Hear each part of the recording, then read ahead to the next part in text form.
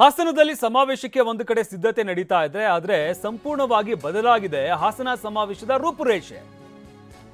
ಪಕ್ಷದ ವೇದಿಕೆಗೆ take over ಮಾಡಿದ ಡಿಕೆ ಶಿವಕುಮಾರ್ ಪಕ್ಷದಿಂದಲೇ ಈ ಸಮಾವೇಶ ಮಾಡ್ತೀವಿ ಅಂತ ಈಗಾಗಲೇ ಹೈಕಮಾಂಡ್ ಕೂಡ ವಿಚಾರಕ್ಕೆ ಸಂಬಂಧಪಟ್ಟಂತೆ ಸಮ್ಮತಿ ಸೂಚಿಸಿರುವಂತದ್ದು. ಅದರಿಂದಾಗಿ ಪಕ್ಷದ ವೇದಿಕೆಗೆ ಟೇಕ್ ಓವರ್ ಮಾಡಿದ್ದಾರೆ ಡಿಕೆ ಶಿವಕುಮಾರ್. ಸಿಎಂ ಪರ ಸ್ವಾಭಿಮಾನಿ ಸಮಾವೇಶಕ್ಕೆ ವೇದಿಕೆ ಸಜ್ಜಾಗಿತ್ತು. ಪಕ್ಷ ಸಂಘಟನೆ ಅಡಿಯಲ್ಲಿ ಇದೆಲ್ಲವನ್ನೂ ಕೂಡ ಬದಲಿಸಿದ್ದಾರೆ ಡಿಕೆ ಶಿವಕುಮಾರ್. ಪಕ್ಷ ಸಂಘಟನೆಗೆ ಸಮಾವೇಶ ಅಂತ ಸ್ವರೂಪವನ್ನೇ ಬದಲು ಮಾಡಲಾಗಿದೆ.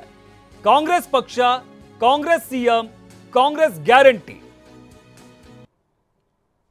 ಸಿದ್ದರಾಮಯ್ಯನವರು ಕಾಂಗ್ರೆಸ್ ಮಾಲಗಂಗಾರ ಸ್ವಾಮಿ ಇದು ನಿರ್ಮಲಾ ಸ್ವಾಮೀಜಿ ಫೋನ್ ಟ್ಯಾಪ್ ಮಾಡಿದಾಗ ಯಾಕೆ ಮಾತಾಡಲಿಲ್ಲ? ಪೊಲ್ಯೂಷನ್ ಪಾರ್ಟಿ ಒಂದೇ ಪಾರ್ಟಿಲಿರೋದು, ಒಂದೇ ಚಿಹ್ನೆ ಇರೋದು, ಒಂದೇ ಪಕ್ಷ ಇರೋದು. ಯಾವ್ದಾದ್ರು ವ್ಯಕ್ತಿ ಅವರ ಅಭಿಪ್ರಾಯಗಳು ಬೇರೆ. ನಾನು ಕಾಂಗ್ರೆಸ್ ಕಚೇರಿಯಲ್ಲಿ ಕೂತ್ಕೊಂಡು ಕಾಂಗ್ರೆಸ್ನ ಇಲ್ಲಿ ಯಾರು ನಿಮ್ಮ ಕಣ್ಣ ಎದುರುಗಡೆ ಕಾಣ್ತಾ ಇದ್ದಾರೆ, ನಾನು ಚೀಫ್ ಮಿನಿಸ್ಟ್ರು ಮತ್ತೆಲ್ಲ ಮಾತಾಡಿದ್ದೇವೆ. AICC ಅಧ್ಯಕ್ಷರು ಮಾತಾಡಿದ್ದಾರೆ, AICC ಜನರಲ್ ಸೆಕ್ರೆಟರಿ ಮಾತಾಡಿದ್ದಾರೆ. ಚೀಫ್ ಮಿನಿಸ್ಟ್ರು ನನ್ನ ಹತ್ರ ಕೆಲವರು ಬಂದು ಅವರ ಬೆಂಬಲ ವ್ಯಕ್ತಪಡಿಸ್ತೀವಿ ಅಂತ ಹೇಳಿದ್ದಾರೆ.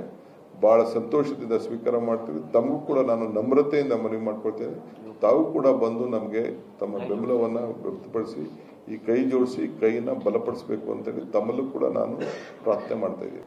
ಈ ಕಾರ್ಯಕ್ರಮದ ಸಂಪೂರ್ಣ ಜವಾಬ್ದಾರಿ. ಈ ಬಗ್ಗೆ ಮತ್ತಷ್ಟು ಮಾಹಿತಿ ನೀಡ್ತಾರೆ ನಮ್ಮ ಪ್ರತಿನಿಧಿ ಪ್ರಸನ್ನ. ನಮ್ಮ ಜೊತೆ ನೇರ ಸಂಪರ್ಕದಲ್ಲಿ ಜಾಯ್ನ್ ಆಗ್ತಾ ಇದ್ದಾರೆ. ಪ್ರಸನ್ನ, ಈಗಾಗಲೇ ಸಿಎಂ ಪರವಾದಂತಹ ಸ್ವಾಭಿಮಾನಿ ಸಮಾವೇಶಕ್ಕೆ ಎಲ್ಲ ರೀತಿಯಾದಂತಹ ಸಿದ್ಧತೆ ಆಗಿತ್ತು, ಆದರೆ ಈಗ ಅದರ ಸ್ವರೂಪವೇ ಸಂಪೂರ್ಣವಾಗಿ ಬದಲಾಗಿದೆ ಅಂತ ಹೇಳಲಾಗ್ತಾ ಇರುವಂಥದ್ದು. ಹಾಗಾದ್ರೆ ಸಮಾವೇಶದ ಸಿದ್ಧತೆ ಹೇಗಿದೆ, ಏನೆಲ್ಲ ಬದಲಾವಣೆ ಆಗಿದೆ? ಶಮಂತ, ಹಾಸನದಲ್ಲಿ ಡಿಸೆಂಬರ್ 5ನೇ ತಾರೀಕಿನಂದು ಸಮಾವೇಶವನ್ನು ಆಯೋಜನೆ ಮಾಡಿದ್ದು ಮೊದಲು ಸಿದ್ದರಾಮಯ್ಯನವರ ಕೈ ಬಲಪಡಿಸಬೇಕು ಅಂತ ಹೇಳಿ. ಸಿದ್ದರಾಮಯ್ಯನವರ ಮೇಲೆ ಪದೇ ಪದೇ ಇಡಿ ನೋಟಿಸನ್ನು ಕೊಡ್ತಾ ಇದೆ, ಮೂಡ ವಿಚಾರಣೆಗೆ ಕರೆಯಲಾಗ್ತಾ ಇದೆ, ಲೋಕಾಯುಕ್ತ ವಿಚಾರಣೆಗೆ ನಡೆಯಲಾಗ್ತಾ ಇದೆ. ಈ ರೀತಿ ಕೇಂದ್ರ ಸರ್ಕಾರ, ಅದರಲ್ಲೂ ಪ್ರಮುಖವಾಗಿ ಬಿಜೆಪಿ ಸಿದ್ದರಾಮಯ್ಯರನ್ನ ಟಾರ್ಗೆಟ್ ಮಾಡಿದೆ ಅನ್ನುವಂತಹ ಅಂಶವನ್ನು ಇಟ್ಕೊಂಡು ಮೊದಲು ಹಾಸನದ ಸಮಾವೇಶ ಆಯೋಜನೆಯಾಗಿತ್ತು. ಆದರೆ ಬರ್ತಾ ಬರ್ತಾ ಇದು ಪಕ್ಷದ ಒಳಗೆ ಒಂದಷ್ಟು ಆಂತರಿಕ ಕಿತ್ತಾಟಕ್ಕೂ ಕೂಡ ಕಾರಣವಾಯಿತು. ಪಕ್ಷದ ಚೌಕಟ್ಟನ್ನು ಮೀರಿ ಸಿದ್ದರಾಮಯ್ಯನವರ ಪರವಾಗಿ ಸಮಾವೇಶವನ್ನು ಮಾಡುವಂತಹ ಉದ್ದೇಶ ಏನು ಎನ್ನುವಂತಹ ಪ್ರಶ್ನೆಯನ್ನ ಪಕ್ಷದ ಒಳಗೆ ಇರುವಂತಹ ಒಂದಷ್ಟು ನಾಯಕರು ಎತ್ತಿದ್ರು. ಅದು ದೆಹಲಿಯ ತನಕವೂ ಕೂಡ ಹೋಯಿತು. ಒಂದು ರೀತಿಯಲ್ಲಿ ದೂರಿನ ರೂಪದಲ್ಲಿ ದೆಹಲಿ ಮಟ್ಟದಲ್ಲೂ ಕೂಡ ಇದು ಬಹಳ ಚರ್ಚೆಗೆ ಗ್ರಾಸವಾಯಿತು. ಇದೀಗ ಇಡೀ ಹಾಸನದ ಸಮಾವೇಶದ ರೂಪುರೇಷೆ ಸಂಪೂರ್ಣವಾಗಿ ಬದಲಾದಂತೆ ಕಾಣ್ತಾ ಇದೆ. ಇಡೀ ಸಂಪೂರ್ಣವಾದಂತಹ ಸಮಾವೇಶವನ್ನ ಕೆಪಿಸಿ ಅಧ್ಯಕ್ಷ ಡಿಕೆ ಶಿವಕುಮಾರ್ ಅವರು ತಾವು ಟೇಕ್ ಓವರ್ ಮಾಡಿದಂತೆ ಕಂಡು ಬರ್ತಾ ಇದೆ. ಇದೇ ಕಾರಣಕ್ಕೋಸ್ಕರ ಇವತ್ತು ಹಾಸನ ಸಮಾವೇಶವನ್ನ ಸಕ್ಸಸ್ ಮಾಡಬೇಕು ಅಂತೇಳಿ ಇವತ್ತು ಹಳೆ ಮೈಸೂರು ಭಾಗದ ಶಾಸಕರ ಸಚಿವರ ಸಭೆಯನ್ನ ಕೆಪಿಸಿ ಕಚೇರಿಯಲ್ಲಿ ಡಿಕೆ ಶಿವಕುಮಾರ್ ಅವರು ಕರೆದಿದ್ರು. ಆ ಸಭೆಯಲ್ಲೂ ಕೂಡ ಡಿಕೆ ಶಿವಕುಮಾರ್ ಅವರು ಸ್ಪಷ್ಟವಾಗಿ ಹೇಳಿದ್ದಾರೆ, ಹಾಸನದ ಡಿಸೆಂಬರ್ 5ನೇ ತಾರೀಕಿನ ಸಮಾವೇಶದಲ್ಲಿ ಪಕ್ಷದ ಚಿಹ್ನೆಯನ್ನ ಬಳಸಬೇಕು, AICC ಅಧ್ಯಕ್ಷ ಮಲ್ಲಿಕಾರ್ಜುನ್ ಖರ್ಗೆ ಅವರ ಚಿಹ್ನೆಯನ್ನ ಬಳಸಬೇಕು ಮತ್ತು ಕೆಪಿಸಿ ಅಧ್ಯಕ್ಷ ಡಿಕೆ ಶಿವಕುಮಾರ್ ಅವರು ಸಹಿತ ಸೇರಿದಂತೆ ಪಕ್ಷದ ಎಲ್ಲ ನಾಯಕರ ಭಾವಚಿತ್ರವನ್ನು ಕೂಡ ಬಳಸಿ ಪಕ್ಷದ ವೇದಿಕೆ ಅನ್ನುವಂಥದ್ದನ್ನ ಸ್ಪಷ್ಟವಾಗಿ ಬಿಂಬಿಸಬೇಕು ಅನ್ನುವಂತಹ ಮಾತನ್ನ ಅಲ್ಲಿನ ಶಾಸಕರಿಗೆ ಮತ್ತು ಜನಪ್ರತಿನಿಧಿಗಳಿಗೆ ಸೂಚನೆಯನ್ನ ಕೊಟ್ಟಿದ್ದಾರೆ. ಮೊದಲು ಸಿದ್ದರಾಮಯ್ಯನವರ ಪರವಾಗಿ ಯಾವುದೇ ರೀತಿಯ ಪಕ್ಷದ ಚಿಹ್ನೆಯನ್ನ ಬಳಸದೆ ಕಾರ್ಯಕ್ರಮವನ್ನ ಸ್ವಾಭಿಮಾನಿ ಸಮಾವೇಶದ ಹೆಸರಲ್ಲಿ ಆಯೋಜನೆ ಮಾಡಲಾಗಿತ್ತು.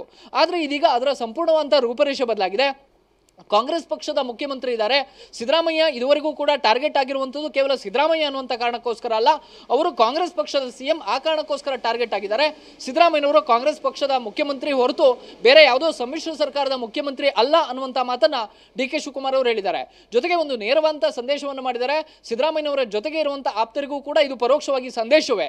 ಅದು ನಾನು ವ್ಯಕ್ತಿ ಪೂಜೆ ಮಾಡೋದಿಲ್ಲ, ಪಕ್ಷ ಪೂಜೆ ಮಾಡ್ತೇನೆ ಅನ್ನೋ ಮೂಲಕ ಎಲ್ಲೋ ಒಂದು ಕಡೆ ಹಾಸನದ ಸಮಾವೇಶ ಕೇವಲ ಸಿದ್ದರಾಮಯ್ಯನವರು ಮತ್ತು ಅವರ ಆಪ್ತರ ಸಮಾವೇಶವಾಗಿ ಬಿಂಬಿತವಾಗ್ತಾ ಇತ್ತು.